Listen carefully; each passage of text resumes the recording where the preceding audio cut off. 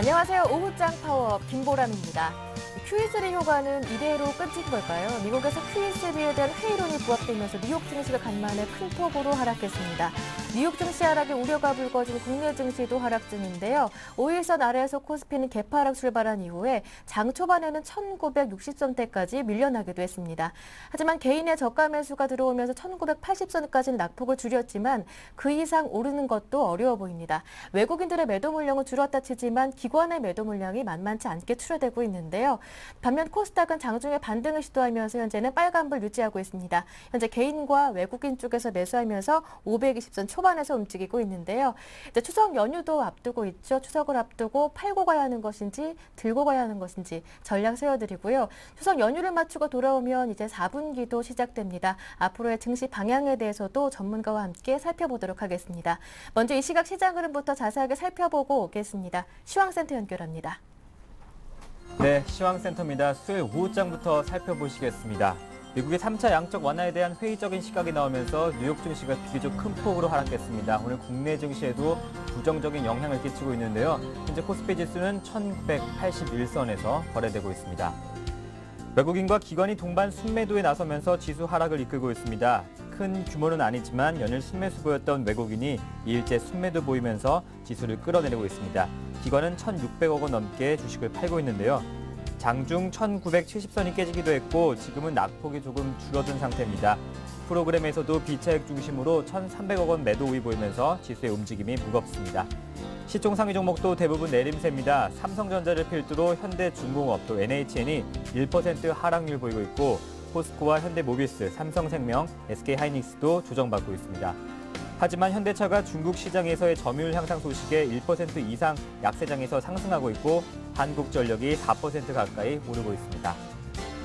상승 반전에 성공한 코스닥은 빨간불을 유지하고 있는 상황입니다. 오후로 갈수록 상승폭이 줄어든 상태인데요. 대표적 엔터주 3인방인 SM과 또 YG엔터, JYP 엔터테인먼트가 동반 하락세를 보이면서 엔터주 오후장 움직임이 둔합니다. 장 초반에는 YG엔터가 3% 가까이 반등이 나오기도 했지만 이내 하락 전환하면서 현재는 약보합권에서 움직이고 있습니다. 코스닥 지수는 523선이고요. 순매도로 전환한 기관이 60억 원어치 주식을 팔고 있고 외국인은 오늘 순매수로 돌아섰습니다. 외국인 40억 원 가까이 순매수하고 있습니다. 21선 위에 있는 코스닥은 520선 지지하고 있고 어제 1.7% 하락이 있었지만 강보합권에서 움직이고 있습니다. 다시 코스피보다는 코스닥이 가는 시장, 또 중소형주 특히 개별 종목으로 가는 시장 흐름이 이어지고 있는 코스닥은 현재 522선에서 거래되고 있습니다. 다음은 원달러 환율 살펴보시겠습니다. 미국의 3차 양적 완화 효과 의구심이 스페인 반감축 시위 등으로 환율이 오르고 있습니다. 오늘 환율은 0.6원 오른 1,119원 90전에 거래를 시작한 뒤 1,120원 선에서 진입해서 좁은 흐름 나타내고 있습니다.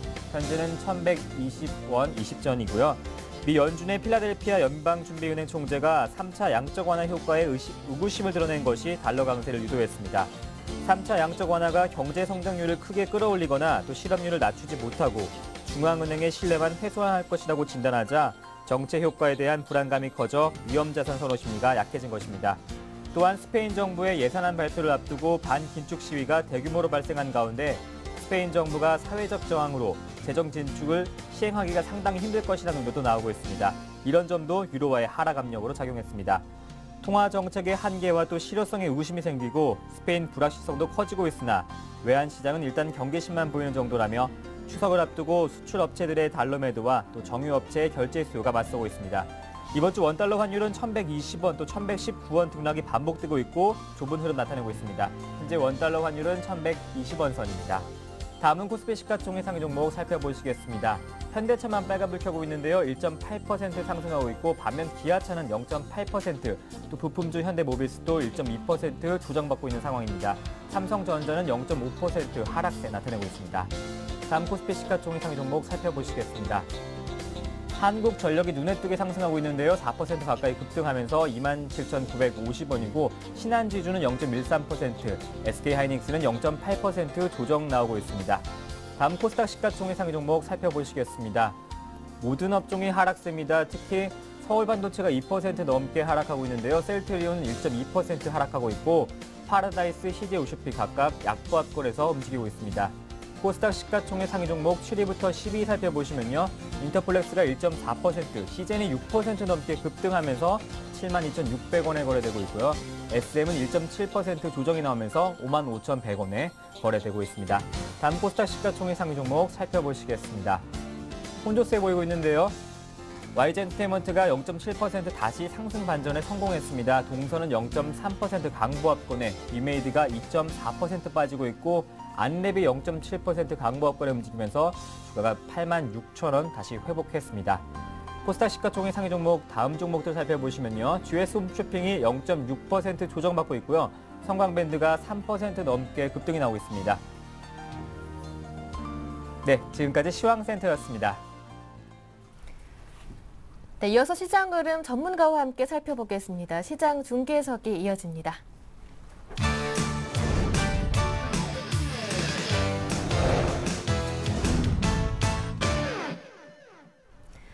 네, 샘플러스 김영근 전문위원과 함께하겠습니다. 안녕하세요. 네, 안녕하세요. 네, 코스피가 오늘 1980선입니다. 5일선 아래로 개파락 출발한 이후에 낙폭이 많이 줄지는 않는 모습인데요. 외국인들의 매도 물량은 줄었지만 기관 쪽에서 만만치 않게 팔고 있습니다. 현재 투신 쪽에서 500억 원, 또 국가 지자체 쪽에서 950억 원 정도 팔고 있는데요. 연기금 쪽에서 320억 원 정도 매수해주고 있고요. 그 가운데 시가총액 상위 종목들 가운데서 한국전력도 눈에 띕니다. 셰일가스 그리고 요금 인상 수혜에 따른 강세가 나오고 있는데요. 예, 그렇습니다. 말씀을 쭉 잘 해주셨는데, 일단 시장은 계속해서 이러한 좀 지수가 갇혀있는 그러한 구간이죠. 하단 밴드로 보자면 지금 하단 밴드에 온 상태라고 보여지는데요. 1980포인트. 그 위로는 2000포인트가 좀 넘어서 2020 정도까지의 어떤 그런 변동 구간을 좀 예측을 하고 있는데, 그 구간 안에 이제 갇혀있는 그러한 상태입니다. 그래서 그러한 구간 안에서 상당히 좀 대형주를 보유하신 분들은 답답함을 좀 느끼게 될 거고요.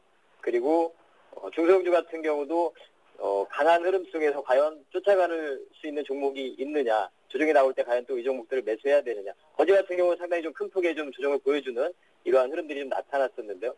일전에 이제 이따가 종목별로 또 살펴보도록 하겠지만 이러한 좀 구간에 있는 상태입니다. 그래서 오늘 같은 경우도 수급적인 부분을 보면 역시나 이제 기관들 같은 경우 투신을 중심으로 해서 매도가 좀 나오고 있고, 다만 이제 긍정적인 부분은 최근 며칠 3, 4거래일 동안 기금에서는 계속 연속해서 매수가 유입이 되고 있는 부분, 이러한 부분은 좀 긍정적이라고 볼 수 있고요. 그래서 그러한 지수밴드를 좀 유지를 시켜주고 있는 거죠. 오늘 같은 경우 외국인들 같은 경우 140억 정도 매도인데, 이러한 매도세를 가지고는 또 매도로 전환이 됐다, 이렇게 좀 판단하기도 좀 어려운 거죠. 어제 같은 경우에도 123억 매도, 그 전일에도 한 2억 매도 이렇게 집계가 되고 있는데요. 그다음에 그동안 또 매수를 해왔던 부분에서 이게 과연 또 매도로 전환이 됐느냐, 이렇게 좀 판단할 수는 없는 그러한 시장의 흐름입니다. 상당히 좀 투자자들을 좀 고민을 많이 하게 하는 그런 시장인데, 역시 이제 가장 중요한 부분은 균형적인 부분이 중요한 것 같습니다. 말씀드린 대로 대형주에서 IT라든가 자동차라든가 이런 쪽 계속 관심이 필요하고, 오늘 같은 경우 건설주 이따가 또 짚어보겠지만 건설주가 좀 하락이 좀 큰 모습이죠. 조정이 나오고 있는 상태인데, 역시 이제 금융도 마찬가지고 제가 말씀드린 그 섹터 중에서 그나마 가장 또 안정적인 부분은 IT와 자동차 쪽이 아닌가 다시 한번 또 확인을 하게 되는 것 같고요. 역시 외국인들의 수급이나 이런 부분들이 계속 지속이 되고 있기 때문에 이런 부분들을 좀 봐야 될 것 같고요. 업종별로 일단 오늘 수급을 좀 보면 큰 외국인들의 어떤 수급적인 특징을 좀 보기는 좀 어려울 것 같고요. 다만 화학주 이쪽에 좀 매도가 나오는 부분, 매도 금액이 많지 않기 때문에 외국인들의 오늘 수급은 크게 좀 의미를 둘 필요는 없을 것 같습니다. 전기전자 쪽에 매수가 조금 유입이 되고 있고, 전체적으로 좀 매수가 많이 유입이 되고 있는데요. 금융 쪽도 매수가 유입이 되고 있고, 규모가 좀 작기 때문에 매수매도에 대해서 큰 의미를 좀 부여할 수는 없을 것 같고요. 기관들이 한 1,600억, 1,700억 정도 매도를 하고 있는데, 전체적인 시장에 대한 전반적인 매도가 좀 나오고 있습니다. 전기전자, 운수장비, 화학, 그리고 건설, 금융 다 대체적으로 좀 매도가 좀 나오고 있는 모습이죠. 그래서 오늘 같은 경우 좀 하락을 좀 해서 0.6% 정도 하락. 물론 이제 해외 시장에서의 그 미국 시장에서의 Q3에 대한 실효성에 대한 의구심이라든가 이런 언급도 있었고, 현재 지금 스페인 쪽에서의 소요 사태라든가 이런 부분도 영향을 좀 받고 있는 모습이죠. 하지만 여전히 역시 이제 지수는 그 2000을 좀 전후해서 1980포인트, 2020포인트 이 밴드 안에서는 제가 기존에 말씀드린 그러한 전략적인 부분은 좀 저는 그대로 유지를 좀 하고 싶고요. 그러한 상황을 현재 시장이 좀 흘러가고 있습니다. 코스닥 같은 경우도 보면 오늘 강보합권 정도 하락 출발해서 좀 만회가 좀 되는 그러한 모습인데요. 기관들의 매도 역시 계속 나오고 있고 기존에 저희가 8월달, 7월 말부터 코스닥 상승한 이후에 저 정도의 눌림 정도라면 사실 코스닥 시장이 다시 뭐 하락으로 전환됐다 이렇게 보기 또 그렇게 판단하기에 좀 섣부른 판단이지 않나 이렇게 좀 판단을 하고 코스닥 쪽에서는 역시 이제 관심을 가지는 그런 섹터는 계속 말씀드리지만 뭐 셰일가스 관련 부분이라든가 또 실적을 기반으로 한 종목들, 성장성이 있는 종목들 이런 부분들을 또 관심을 가진다면 IT 또 스마트폰 관련한 부품주들 이런 쪽에 지속 관심이 좀 필요한 것 같습니다. 그런 쪽에 좀 선별해서 좀 그런 업종을 좀 선택을 해서 매매를 한다면 뭐 크게 지금 현재 시장을 좀 아직까지는 크게 좀 우려할 사항이 아닌가 이렇게 생각이 듭니다.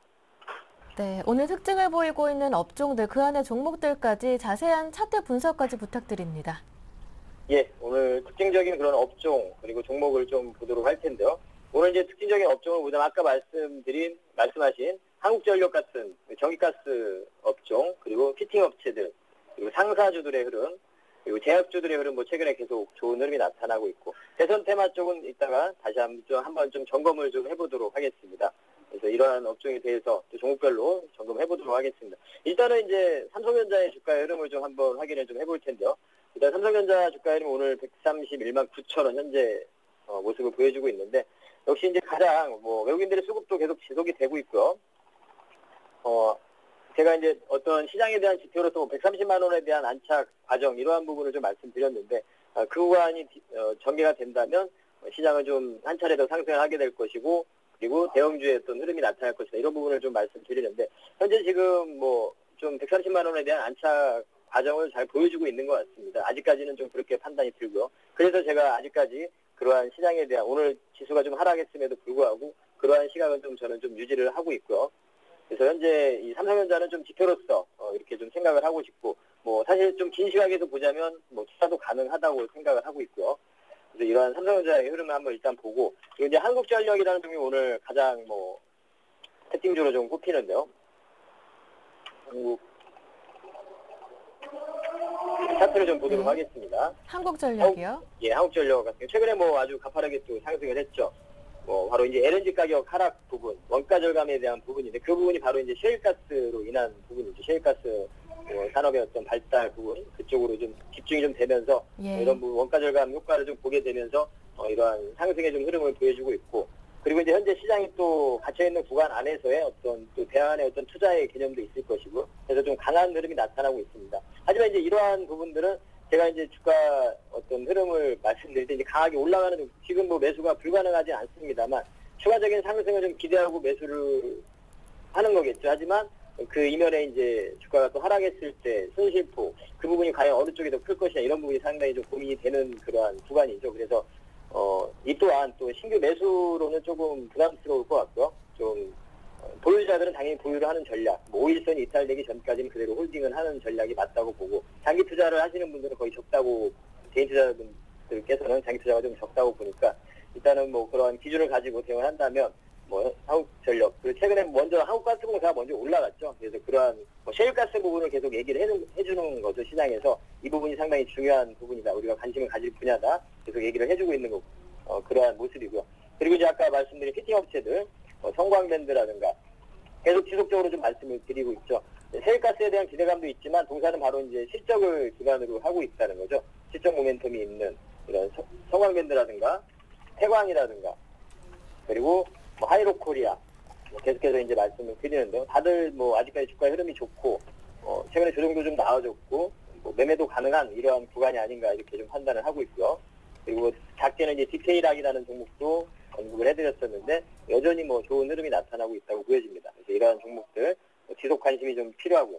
그리고 상사주 같은 경우도 일전에 이제 말씀 좀 드렸었는데 대우인터내셔널 이러한 종목들 바로 이제 실적에 대한 부분 그리고 향후에 이제 성장 모멘텀인데 미얀마 가스전 내년 5월 달부터 이제 생산이 되는데 그 부분이 주가에 먼저 반영을 하고 있는 거죠. 보통 통상적으로 이러한 자원개발주 같은 경우에는 신광구 개발 한 1년 전부터 주가는 좀 반응을 하기 시작합니다. 그래서 그러한 흐름들이 좀 나타나고 있는 모습이고 오늘 또 SK 네트워크스 동일목 같은 경우 최근에 이제 만원선이 돌파가 됐죠. 만원선 1,000원대 가격에서 만원이 회복이 되면서 상당히 좀 의미 있는 그러한 모습을 좀 보여주고 있고 이제 종목별로 봤을 때는 SK증권에 대한 지분 매각 이러한 부분도 긍정적으로 좀 작용이 된다고 보고 있고요. 바로 이제 이 부분은 이제 자원개발 쪽도 자원개발이지만 SK 네트워크스는 또 이제 스마트폰 관련해서 지금 현재 스마트폰 판매가 상당히 증가하고 있기 때문에 바로 이제 그런 쪽 유통을 하는 그런 기업이기 때문에 상당히 그 실질적인 부분에 상당히 큰 부분을 차지하고 있습니다. 동사는 사실은 그런 스마트폰 IM 사업 부부가 그 정보통신 단말기 이 부분이 EH 사업 부분의 비중을 매출 비중을 좀 뛰어넘고 있는 상황입니다. 사실 자원개발보다는 그런 쪽에 또 포커스를 좀 맞출 수 있는 단순하게 이제 우리가 자원개발이다 막연하게 생각한다기보다는 실적을 또 기반으로 하고 있다는 거죠. 기본적으로 또 계속해서 실적이라는 부분이 계속 깔리고 있는 모습입니다. 그리고 이제 제약주 오늘 또 특징적인 부분이 제약주도 최근에 계속 특징적인 업종으로 많이 잡히고 있죠. 바로 이제 실적이 좋은 부분 그리고 이러한 뭐 신약에 대한 부분이라든가 이런 사회 전반적인 부분, 뭐 고령화 사회의 진입이라든가 이런 부분도 좀 무시할 수 없는 부분인 것 같습니다. 그래서 이런 제약주 부분도 단순하게 뭐 방어주라든가 이런 개념보다는 좀 성장의 모멘텀이 있는 이런 부분들은 좀 관심이 가질 필요가 있다고 보고요. 뭐 종분당이라든가 이런 종목도 상당히 흐름이 좋고요. 추세적인 부분을 상승을 하고 있는 모습이죠. 그리고 여기에 또 연결이 돼서 바이오 쪽에 또 흐름을 좀 잠깐 보도록 하겠습니다. 오늘 지난주에 좀 말씀드렸던 이제 줄기세포 관련 쪽들의 흐름인데 RNL 바이오라든가 뭐 기술적인 흐름도 그렇고 뭐 종목별로의 어떤 개별적인 그런 모멘텀도 좀 있고 바로 줄기세포 치료제 오늘 같은 경우 뉴스도 좀 나왔는데 퇴행성 관절염 치료제 관련해서 인공관절을 대체할 수 있는 그 줄기세포 치료제 관련해서 일단 메디포스트 같은 경우가 카피스템 곧 이제 임상에 대한 결과는 상당히 좋게 나왔습니다. 이미 90% 이상이 다 호전되는 그런 결과를 보고 있고 실제적인 치료가 들어왔죠. 그런 결과들이 이제 다음 달 정도면 하나씩 나오게 될 텐데요.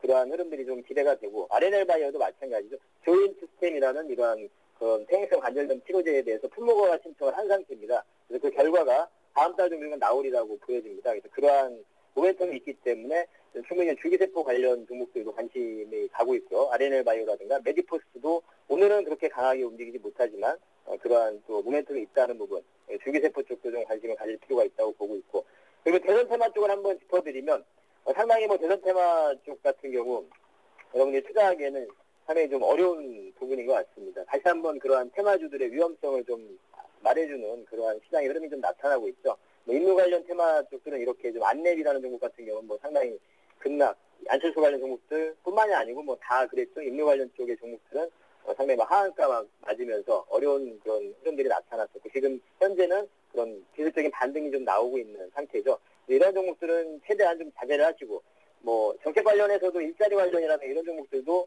좋은 흐름이 나타났지만 이 변동성이 너무 크다는 거죠. 여러분들이 변동성이 좀 크기 때문에 뭐 기준에 의해서 이렇게 설정한 기준을 가지고 대응을 하실 것을 다시 한번 좀 권해드리고요. 그리고 기본적으로 이러한 테마들도 좀 실적이 좀 기반이 되는 쪽을 좀 접근한다면 이를테면 SNS 관련해서 뭐 나우콤이라든가 이런 쪽으로 또 접근을 해준다면 그나마 최대한의 어떤 안전장치를 가지고 좀 접근을 하게 된다는 거죠. 이를테면 안철수 관련 쪽에서 미래산업이나 이런 종목처럼 그런 흐름은 나타나지 않는다는 거죠. 지금 미래산업 차트를 한번 보도록 하면 상당히 좀 아찔하죠. 상당히 뭐 무서운 그런 차트의 흐름인데요. 상승하고 고스란히 다 원위치가 된 상태죠. 이런 테마주들의 좀 다시 한번 좀 무서움을 보여주는 거기 때문에 되도록이면 이러한 철저한 기준을 가지고 대응할 수 없는 분들이라면 테마주 매매는 좀 자제를 하시는 게 좋을 것 같고 역시나 이제 일자리라든가 SNS 관련이라든가 그리고 복지 테마들 있죠. 뭐 바이오 스페이스나 이런 쪽도 말씀을 좀 드렸는데 이러한 쪽은 뭐 지속적인 관심을 가질 수 있습니다. 대신에 철저하게 좀 실적이 좀 기반이 되고 가지고 있는 그 기본적인 사업 내용을 잘 영위를 하고 있는 이런 기업들을 좀 관심을 가질 것을 좀 말씀을 드리고요. 현재 시장이 아까도 말씀드렸지만 이 박스의 구간에 좀 갇혀있는 그런 흐름에서 만약에 이제 우리가 예상하지 않은 조정이 나올 수도 있습니다. 그래서 그러한 해지 개념으로서 뭐 코덱스, 인버스 이런 종목 이런 쪽을 제가 잘못 나왔는데요. 코덱스, 인버스라든가 네. 예, 시간이 다 예. 돼서요. 여기에서 마무리 해보겠습니다. 말씀 잘 들었습니다. 고맙습니다. 예, 감사합니다. 네, 이어서 증권사 지점으로 가보겠습니다. 오늘은 IM투자증권 압구정 지점 박창윤 대리와 함께합니다. 안녕하세요. 네, 안녕하십니까. 네, 오늘 어떤 종목 문의가 가장 많았습니까? 네, 오늘 오전에 제일 그래도 문의가 많았었던 종목은 네. 아무래도 네오위즈 게임즈가 아니었나 싶습니다. 예. 네오위즈 게임즈 뭐 다들 아시겠지만 FPS라든지 RPG, 스포츠 아케이드 등 다양한 장르의 게임을 개발하고요. 퍼블리싱하는 온라인 게임즈입니다. 대표적인 게임으로 뭐 스페셜 포스, 슬러거, 크로스파이어, 피파 온라인 등 다양한 게임을 들 수 있겠는데요. 오늘 같은 경우에 지금 네오이즈 게임즈 마이너스 8.29% 급락이 나와 있는 상황입니다. 아무래도 이 부분은 전일 호재와 악재가 동시에 쏟아져 나온 상황에서 시장은 좀 더 악재 부분에 좀 더 관심을 가지고 있는 그런 상황이라고 말씀을 드릴 수 있겠는데요. 일단 호재 부분부터 간단히 짚어드리면 중국 측에서 크로스파이어 동시 접속자 수가 400만 명을 돌파를 하였습니다. 지난 2월 달에 350만 명 돌파를 하였고 올해 이번에 400만 명을 돌파하였는데요. 이 정도 수준이면 세계 최고 수준이고요. 이 부분에 있어서 매출액 대략 1조가량 기록을 하고 있습니다. 바로 이러한 크로스파이어 자체가 지금 중국 측에서 재계약이 되는지 안 되는지 여부에 있어서 지금 재계약이 안 되는 측으로 방향을 잡아가고 있다. 이런 부분이 말이 나오면서요. 지금 금일 주가가 지금 과도하게 하락하고 있는 그런 측면입니다. 한번 수치적으로 접근을 해보더라도 지금 상반기 영업이익이 610억 그리고 올해 사상 최대 실적인 영업이익 1200억을 기록을 하고 있는데요. 지금 주가를 보시면 작년 사상 최고가 기준인 7만 5천 원에 대비해서 3분의 1 토막이 나 있는 수준입니다. 그래서 중국 측의 크로스파이어 재계약 이슈를 감안을 하더라도 현재의 가격대는 지금 과도하게 급락한 측면이 있다. 이 부분을 말씀을 드리고 싶고요. 지금 이제 그 문의를 해주신 분께 구체적인 전략으로 그래도 단기적으로 지금 흔들림이 나왔으니만큼 목표가 부분에는 지금 현재 중장기적인 관점에서 4만 원 정도로 제시를 해드렸고요. 손절가는 좀 작게 제시를 해드렸습니다. 24,000원 제시를 해드렸는데요. 지금 만약에 가지고 계시지 않은 분들이라 하더라도 지금 이렇게 주가가 급락한 부분에서는 어찌 보면 저가 매수 충분한 기회가 될 수 있다. 이 부분 말씀을 드리고 싶습니다. 네, 이어서 오늘의 관심 종목도 들어보겠습니다. 네, 저희 지점에서 지금 관심을 가지고 있는 종목은 바로 고영입니다. 코드 번호 098460번인데요. 고영, 생소하신 분들도 있으실 것 같은데요. PCB의 3차원 검사 장비 분야에서 현재 50% 넘는 시장 점유율로 세계 1위를 기록하고 있는 기업입니다. 주로 생산하는 제품이 SPI라고 하는데요. 이거는 일종의 반도체 전공전 검사 장비입니다. 어떤 장비냐면요. PCB 표면에 납이 적정하게 도포되어 있는지 이거를 검사해서 불량률을 줄이는 장비를 말하는데요. 삼성전자, LG전자를 비롯해서 국내에 수백 개의 지금 고객군을 가지고 있습니다. 그래서 IT뿐만 아니라 이런 자동차 전장 장비 등 다양한 분야에 사용되고 있고요. 이 분야에서 지금 세계 1위 기업이라는 거, 이 부분 말씀을 드리고 싶고요. 투자 포인트 이제 간단하게 제시를 해드리면 실적적인 측면에서 한번 접근해 보시면 좋으실 것 같습니다. 이제 추석이 다가오고 있는데요. 이제 3분기가 이제 마무리되는 시점에서 이제 4분기 시작을 하고 있습니다. 그래서 지금 말씀을 드리고 싶은 부분은 바로 3분기 실적은 이미 주가에 녹아 있다는 것. 그래서 이제 향후 새롭게 시작되는 4분기 실적 개선주에 관심을 가지셔야 될 것 같은데요. 구체적인 수치로 말씀을 드리면 고영 같은 경우에 2분기 영업이익 기준으로 사상 최대 실적인 76억을 기록을 했습니다. 3분기에는 지금 대략 영업이익이 56억 정도로 상당히 조금 부진할 거라고 지금 예상이 되고 있는데요. 지금 현재 2분기 사상 최대 기록한 이후에 3분기는 지금 현재 숨고르기 부분이라는 것, 그리고 4분기는 지금 컨센서스 자체가 99억으로 지금 예상이 되고 있거든요.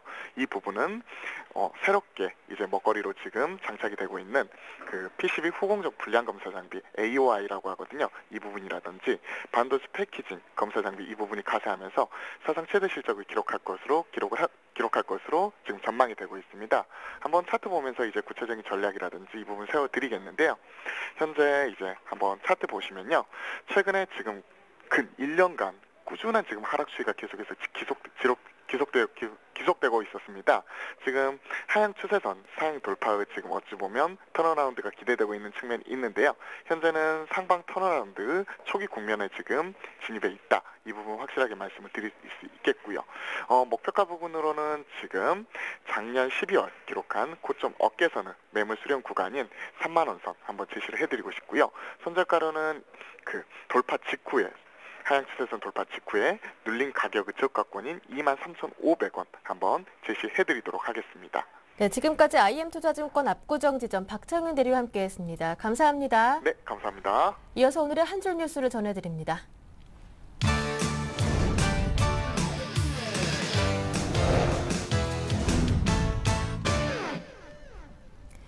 대표적인 매파 인사 중 하나인 찰스 플러스 필라델피아 연은 총재가 무제한 QE3와 제로금리 연장 정책을 강도 높게 비판했습니다.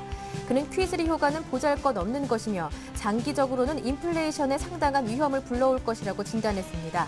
또한 주택시장의 강한 회복이 나타나지 않을 것이라고 말했습니다. 이어서 추가적인 자산 매입이 성장이나 고용의 혜택을 주기는 어렵다고 말했습니다.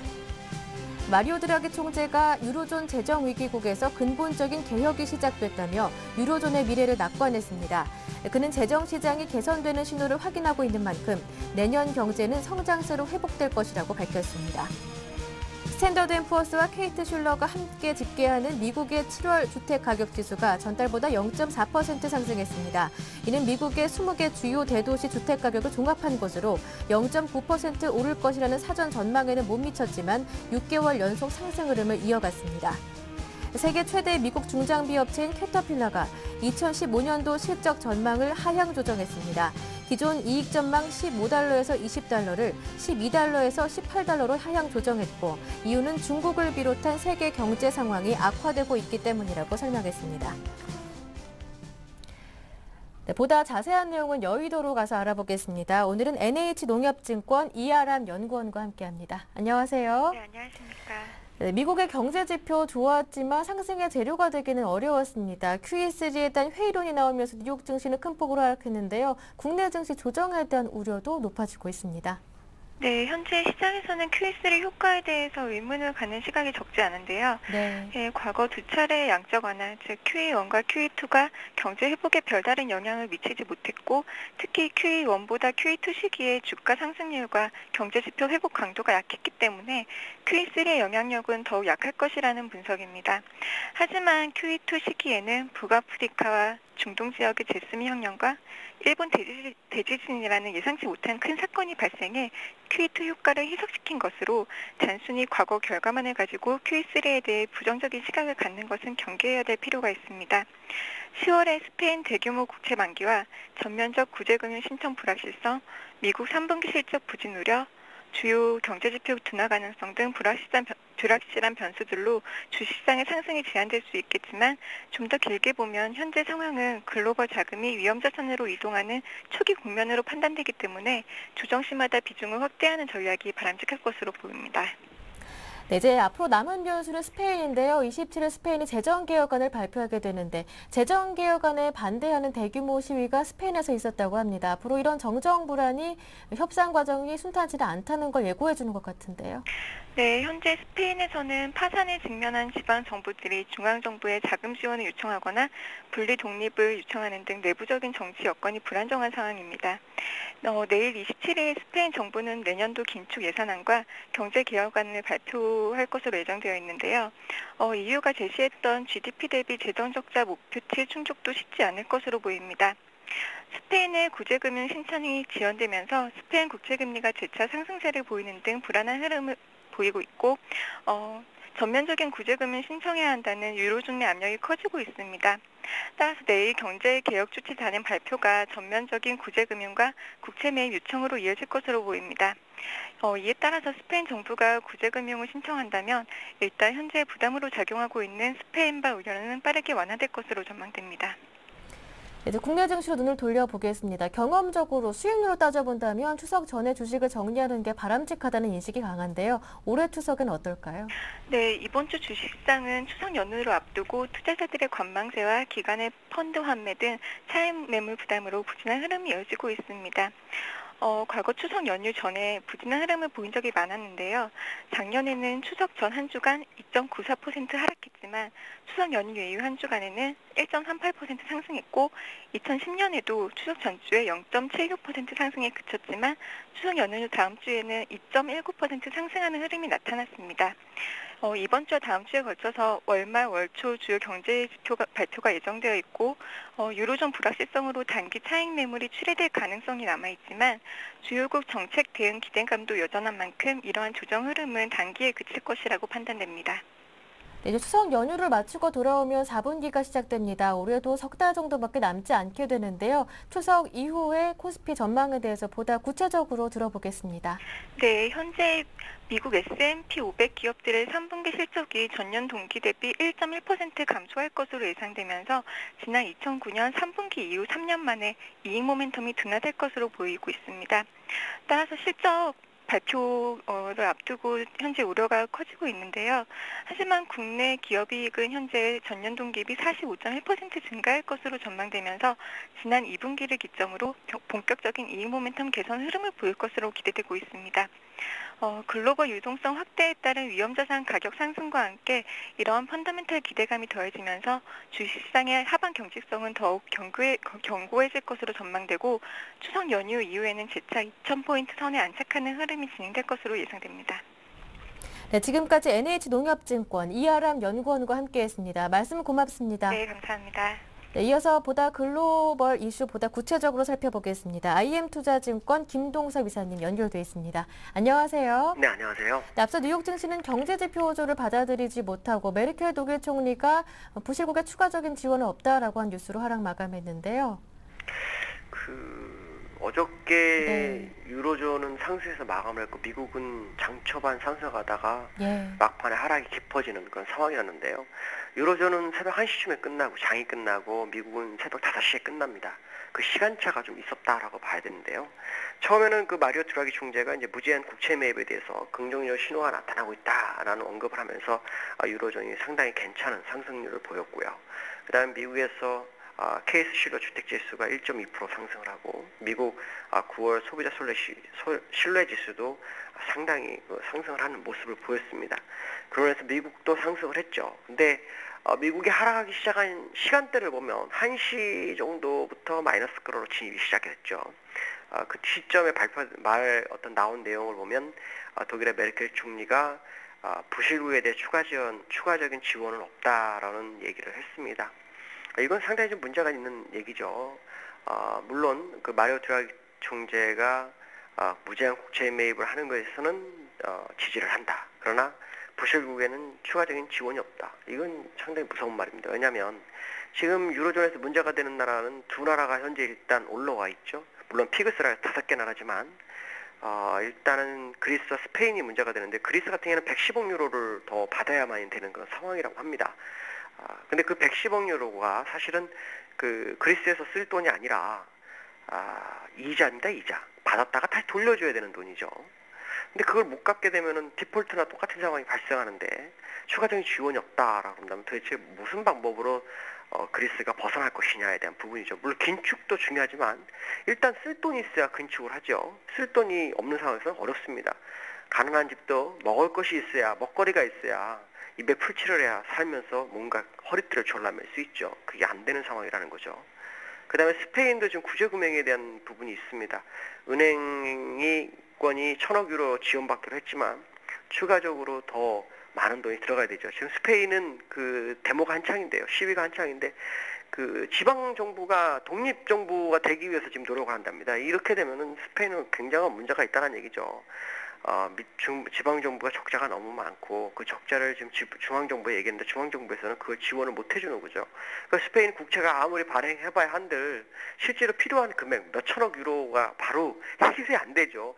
기껏 한번 국채 발행해봐야 40억 유로, 50억 유로인데 택도 없는 얘기죠. 그게 독일 메르켈이 무슨 생각을 하고 있는지 모르겠지만 저 한마디가 사실은 그 미국을 마지막으로 하향으로 미끌어냈다. 물론 그 시장에서는 연준 위원, 필라델피아 연준 위원인 플로서가 Q3는 잘못됐고 효과도 없고 적절하지 않다. 뭐 이런 얘기를 해서 굉장히 우려감을 줬다고 하지만 이건 아니었던 것 같습니다. 그래서 지금은 이제 유로존에 이번 스페인이 경제 개혁안 발표를 앞두고 있는데 이 시점에서 구제금을 신청하는지 이게 주요 관건이다라고 보시면 될 것 같고요. 오늘은 외국인과 기관 쌍끌이 매도입니다. 다만 외국인은 120억 정도 매도하고 있고 기관이 한 1,800억을 매도하네요. 그다음에 프로그램에서 1,350억이 나오고 있고요. 개인만이 1,900억을 매수하고 있습니다. 기금이 390억을 매수해주면서 꾸준한 매수를 보여주고 있다는 것이 그나마 위안거리다라고 보시면 되겠고, 투신권에서 환매 물량이 계속해서 출회되는 것이 아닌가 이렇게 보여주고 있고요. 오늘 보시면은 그 개인별로 개인이 업종별로 접근한 걸 보시면 화학업종하고 철강기계, 전기전자 업종에 상당히 좀 매수를 많이 했죠. 특히 전기전자 업종 260억, 화학업종에 390억을 했습니다. 건설업도 꽤 한 편이고요. 금융업도 꽤 매수를 했습니다. 외국인들은 지금 보시면은 화학에 한 120억을 매도하고요. 그 다음에 매도 금액은 크지 않습니다. 금융업 쪽에서 120억을 매수한 게 특징이고요. 전기전자에서 한 60억 정도 매수를 했습니다. 기관은 전부 매도를 하고 있죠. 다만 전기가스업, 경기방어주에만 지금 한 180억 정도 매수를 해주는 게 특징이다라고 보시면 되겠고, 기금이 290억 정도, 약 300억 정도 매수를 하고 있는데, 지금 보시면은 건설업을 제외하고는 대부분 업종을 매수 대응하고 있다라고 보시면 되겠고요. 오늘 시가총액 상위 종목 보면 대부분 마이너스죠. 외환은행만 강보합의 모습을 보이고 있고요. 현대차가 막판에 기지개를 좀 피네요. 현재 2% 정도 상승을 하는 모습이고요. 그 다음에 보시면은 대형주에서는 GS가 강보합 정도 보여주고 나머지는 거의 다 파란불이다라고 보시면 될 것 같습니다. 네, 끝으로 오늘장 투자 포인트 한 말씀 정리 부탁드립니다. 일단 지수가 2000포인트 위로 다시 올라오는지를 봐야 될 것 같고요. 우려되는 것은 미국이 금요일날 대량 거래가 터졌기 때문에 그 영향이 아시아에 올지를 좀 봐야 될 것 같습니다. 그렇지 않다면 일단 저점 매수는 유효하다라고 보여지고 있고요.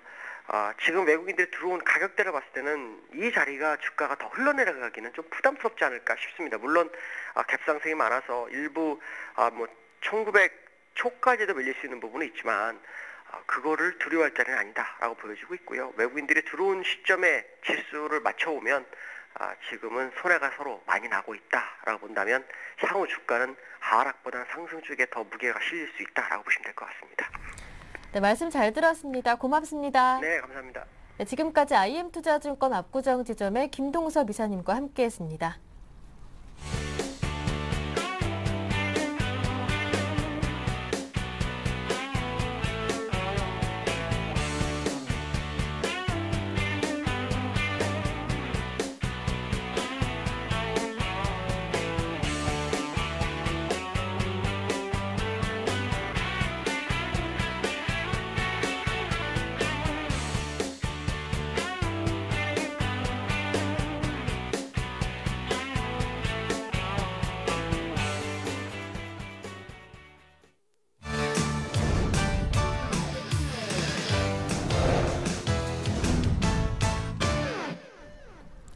네, 지금부터는 보다 구체적인 오후장 전략을 세워드리고요. 전문가와 함께 포트폴리오도 함께 구성하실 수가 있습니다. 오늘은 인포트 투자자문의 정동웅 전문가와 함께합니다. 안녕하세요. 네, 안녕하세요.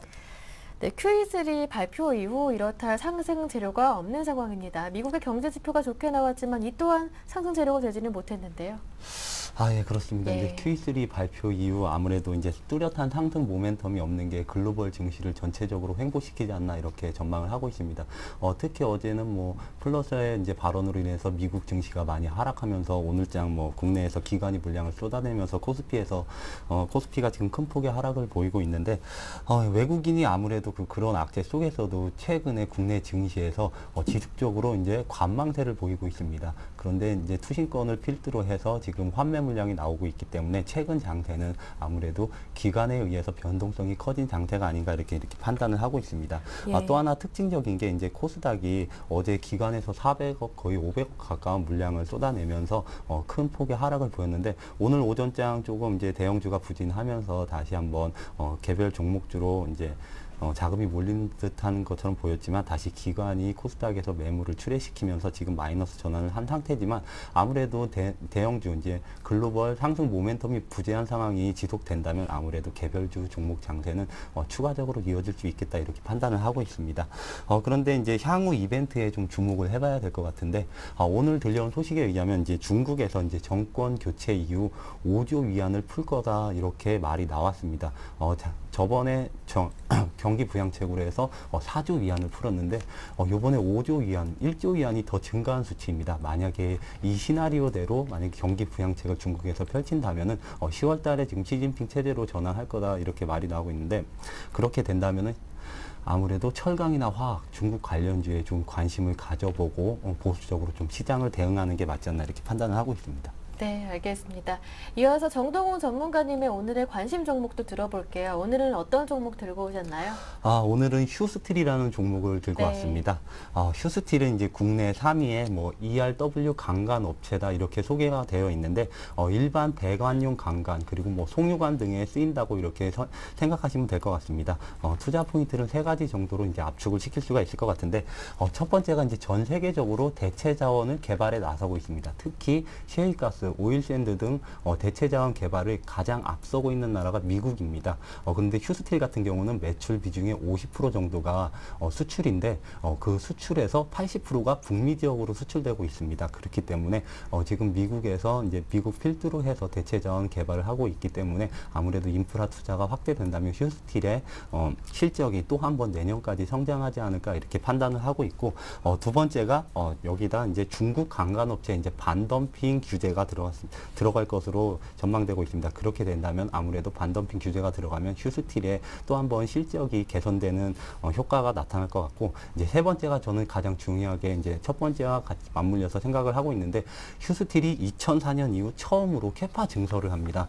연간 1,500억 규모에 이제 달하는 캐파 증설을 하는데 아무래도 회사 자체적으로 지금 인프라 투자가 더 활발해질 것이다 이렇게 판단을 하고서 캐파 증설을 하기 때문에 휴스틸은 내년 초부터 가동되기 때문에 내년에는 또 한 번의 올해보다 더한 실적 성장이 있지 않을까 이렇게 판단을 하고 있습니다.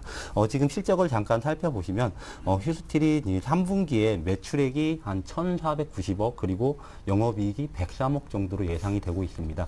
1, 2분기 실적을 계속 이어갈 것 같은데 지금 국내 건설 경기, 해외 건설 경기는 지금 다 부진한 상태입니다. 그런데도 실적을 지속적으로 이어가는 건 아무래도 북미 지역 쪽으로 수출이 확대되었기 때문에 지금 실적이 이어가는데 이게 4분기 그리고 내년 하반기까지 이어질 것으로 전망되고 있습니다.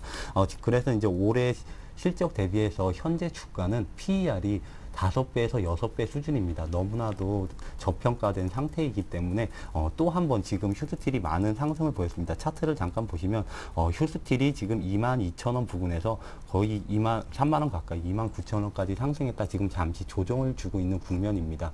휴스틸의 경쟁사는 세아제강 등이 있는데 최근에 세아제강, 한국가스공사, 오늘도 한국전력은 많이 오르고 있는데 이런 셰일가스주들이 많은 상승을 보이고 있습니다. 그런데 한국가스공사나 이런 대장주들은 2차 상승을 보였는데 지금 휴스틸 같은 업체들은 아직 2차 상승을 보여주지 못했습니다. 그렇기 네. 때문에 실적 저평가 모멘텀도 있기 때문에 2차 상승까지 추가적으로 가능하다. 하지만 지금 많은 상승을 보였기 때문에 비중 자체는 한 5% 정도로 해서 지금 목표가를 이제 34,000원까지는 충분히 네. 가져갈 수 있을 것으로 이렇게 판단을 하고 있습니다. 분할 이제 매수하는 가격이 가장 중요할 것 같은데 아무래도 최근에 코스닥 변동성이 좀 커진 상태이기 때문에 28,000원 이하에서는 분할 매수로 충분히 들어가도 수익을 볼 수 있겠다 이렇게 판단하기 때문에 28,000원 부근에서 매수를 하셨다가 34,000원까지 이렇게 가져가 보는 전략을 추천드리겠습니다.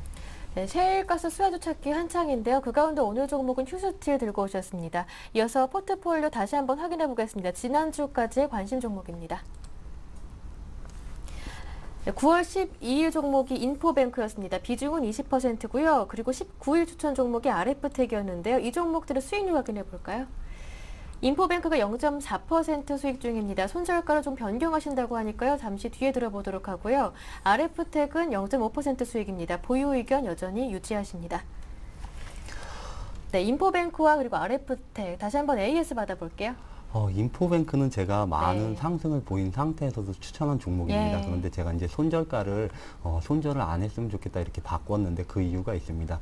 인포뱅크는 지금 양방향 미디어 서비스 그리고 스마트카 솔루션 부분이 지금 시장 진입 단계에 왔습니다. 그리고 내년 그리고 2014년부터 본격적인 성장을 시작할 종목인데 인포뱅크를 지금 10,000원 솔직히 지금 차트상으로 11,000원이나 10,000원이 깨지면 손절을 쳐야 하지만 성장성이 네. 너무 무궁무진하기 때문에 인포뱅크는 손절을 하지 않고 내년 상반기까지 충분히 15,000원까지 갈 수 있을 것으로 이렇게 판단이 되고 있습니다. 추가적으로 또 하나 말씀드리고 싶은 게 인포뱅크가 최근에 변동성이 굉장히 커졌습니다. 네. 알고 봤더니 이게 SNS 대선 테마주에 엮이면서 변동성이 확대가 됐는데 지금 SNS 대선 테마주들은 가비아, 이론, 오늘과 내일 등이 있는데 그런 종목들과 비교를 해보시면은 상승 패턴이 다릅니다. 인포뱅크가 7,000원대부터 12,000원까지 상승했던 이유는 에모 서비스와 스마트카 솔루션 때문에 상승을 했던 거지 SNS 대선 테마 때문에 상승했던 부분이 없습니다. 그렇기 때문에 그런 대선 테마주들과는 좀 차별화를 이렇게 생각을 하시고 인포뱅크 SNS주가 빠진다고 해서 인포뱅크를 팔 이유는 전혀 없는 것 같습니다. 그리고 SNS주가 오른다고 해서 인포뱅크가 오를 이유도 전혀 없는 것으로 판단되고 4분기부터 실적이 본격적으로 좋아질 것이기 때문에 내년 상반기까지는 충분히 15,000원까지는 갈 수 있다 이렇게 판단하에 15,000원까지는 좀 강력 홀딩을 해보자 이렇게 말씀드리고 싶습니다. 네, 그럼 기존 손절가를 변경한다면 어디까지로 내려보시나요? 저는 솔직히 이제 10,000원 이하에서 맨 처음에 네. 말씀드릴 게 10,000원 이하에서는 강력하게 담아보자 이렇게 말씀을 드렸고 11,000원이 단기에 깨지면은 손절을 하자 이렇게 말씀을 드렸었는데 어제 같은 경우도 거의 하한가까지 갔다 왔습니다. 11,100원까지 내려왔었는데 이걸 다시 이제 어제 나온 스마트카 솔루션 모 증권사 보고서가 나와서 저도 잠깐 봤었는데 굉장히 잘 썼더라고요. 근데 그 보고서에 의해서 오른 건지 아니면은 기업 가치를 생각해서 다시 올린 건지 그 이유는 잘 모르겠지만 어제도 SNS 대선 테마주들이 대부분이 하한가를 기록했지만 인포뱅크는 하한가까지 갔다가 다시 거의 네. 보합 수준까지 올라왔습니다. 밑꼬리가 길게 달렸네요. 예. 아무래도 인포뱅크는 다른 종목들과 다르기 때문에 지금 굳이 손절가를 산정을 한다면은 인포뱅크 같은 경우는 굳이 손절가보다는 아예 전체적으로 세계 경기 불황이 왔을 때 그냥 손절을 치자 이렇게 말씀드리고 싶을 정도로 예. 손절가를 지금 정하기가 좀 애매한 상태입니다. 네, 일단 인포뱅크는 그만큼 유망하다고 보시기 때문에 손절가 너무 개의치 마시고요. 제시하신 목표 가격 15,000원, 20,000원까지 들고 가보자라는 말씀이셨습니다. RF텍도 있는데 이 종목 보유 의견이시네요? 예. RF텍은 이제 지금 10,000원 초반대라서 지금 상승이 조금 힘든 구간입니다. 지금 5월 달부터 이제 박스권에 갇힌 모습인데 RF텍은 다시 한번 말씀드리면 삼성전자가 이제 휴대폰 사업을 공격적으로 이제 전략을 세우고 있습니다. 전에도 말씀드렸지만 올해 3억 5천만 대, 내년에 4억 5천만 대를 출하할 것이다 이렇게 내놓고 있기 때문에 RF텍이 그에 따른 수혜를 입을 것으로 전망되고 있습니다.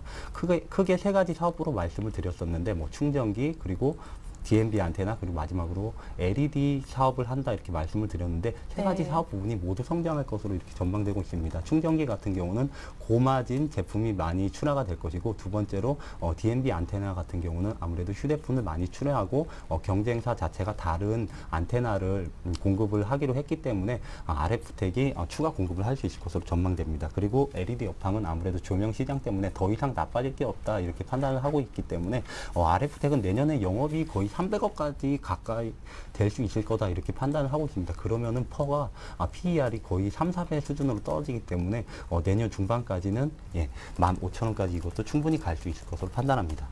네, 알겠습니다. 네, 그렇다면 정동웅 전문가님의 최종 포트폴리오는 어떤 모습인지 지금 바로 확인하겠습니다.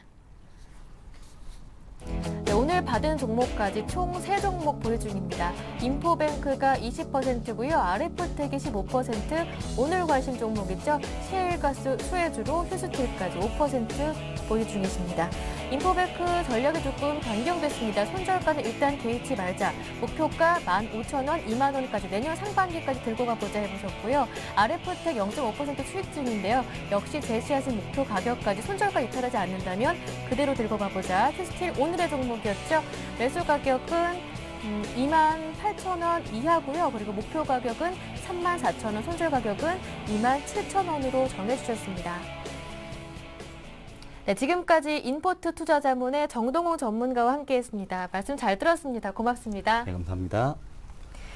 네, 오늘 저희가 준비한 내용은 여기에서 모두 마무리 짓겠습니다. 함께해 주신 여러분 고맙습니다.